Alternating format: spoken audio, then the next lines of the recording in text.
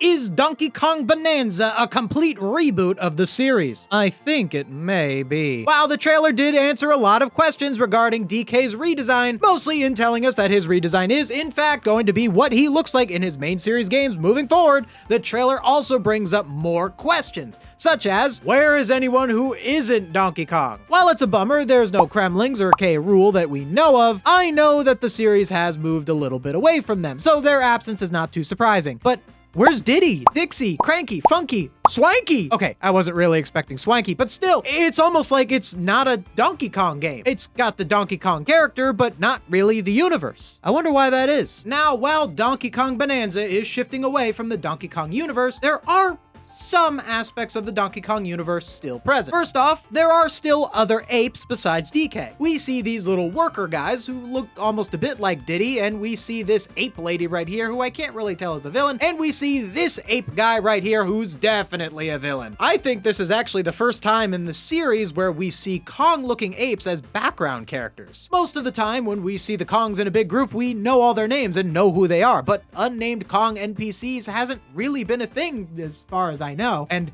ape villains?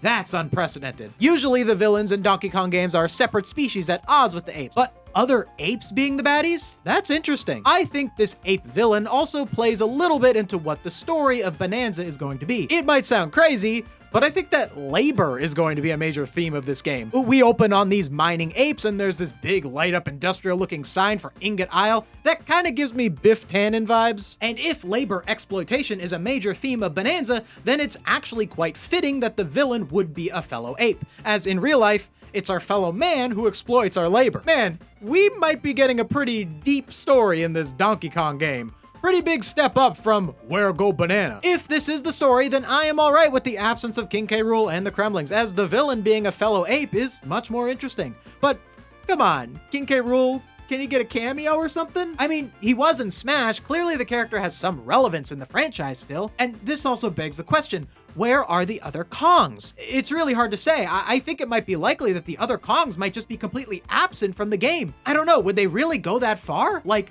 not even Diddy? Even if Diddy does make it into the game, I'm certain he won't be playable, as Donkey Kong has a new little buddy in this rock guy. Sorry, Diddy, you got replaced by a rock. I think that if no other Kongs are present in the game, that's a pretty big statement that Donkey Kong is going towards complete reboot territory. Maybe that's what they want. Maybe they don't want the Kongs anymore. Maybe they just want DK to be his own guy, and the Kongs are just another type of NPC within his universe. Like how Zelda has NPCs like Zoras or Gerudo. Not really sure how I'd feel about it. I guess I'll just have to see how DK adjusts to this new world and decide on it then. Perhaps they are doing this to completely distance themselves from Rare. After all, DK's new design is reminiscent of his pre-Rare original arcade look. I'm not sure if they have to do this. I mean, all these characters have been around in non-Rare Donkey Kong media, but perhaps it's just a personal creative decision rather than a legal one. They want their own designs. They want their own characters. I get it. So we've talked a lot about the ways in which this new Donkey Kong game is separating itself from the broader Donkey Kong universe,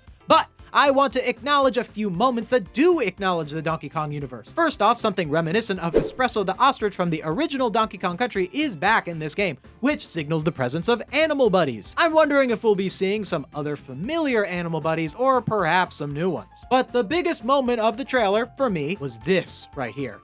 Chills. I got chills at this. This is the proper Donkey Kong Country art style reimagined in the modern era. This is exactly what I was hoping for out of the new Donkey Kong. I've said before that since around the Wii, there's been a tendency for Donkey Kong and other Nintendo games to look a bit more real. So the priority isn't so much to create a pretty background, but more so to make it look as close as it would to the real world. And the reason this was done was because it was the first time in history that you could even make the world of a game look similar to the real world. But now that that novelty has worn off, I think we all yearn for the more stylized and artistic directions of games of the past. But on the subject of this little Congo jungle section, what does this mean? What is this? It looks like it's a side-scrolling section, so maybe this is an indication of full-on 2D levels akin to Donkey Kong Country. If that's the case, then I wonder what other kind of levels we can see as well. I'm really crossing my fingers for the Bramble levels from Donkey Kong Country 2. I think those would look fantastic in this art style. Okay, I do need to reel in the optimism for a second and acknowledge the possibility that this little shot of Congo Jungle might not be what it seems. It's possible that this is just one little section of one level that gives a slight reference to a past game, and that's it. I really hope this isn't the case, and if this is the the case, I think it was a really poor choice to include this in the trailer and make it seem like there might be more to this. But Nintendo has pulled that in the past. For example, the Paper Mario Thousand Year Door remake trailer included shots of the Bowser levels, which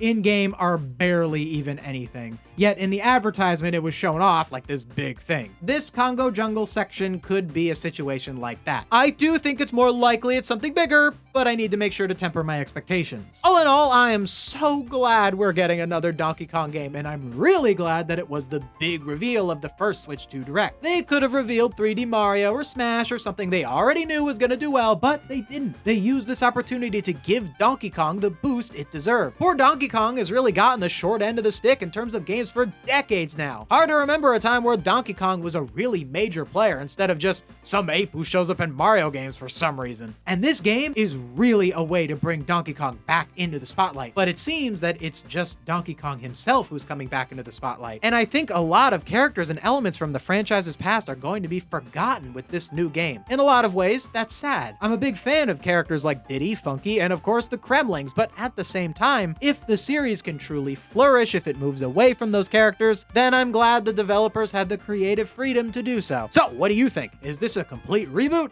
Or do you think there's more we haven't seen yet? Let me know in the comments below, and thank you so much for watching to the end. Like, that's apparently really helpful with YouTube algorithm stuff, so I'm told. If you like this video, you should check out some of my other content right here. Well, that's everything from me. I hope you enjoyed the video, and see you next time.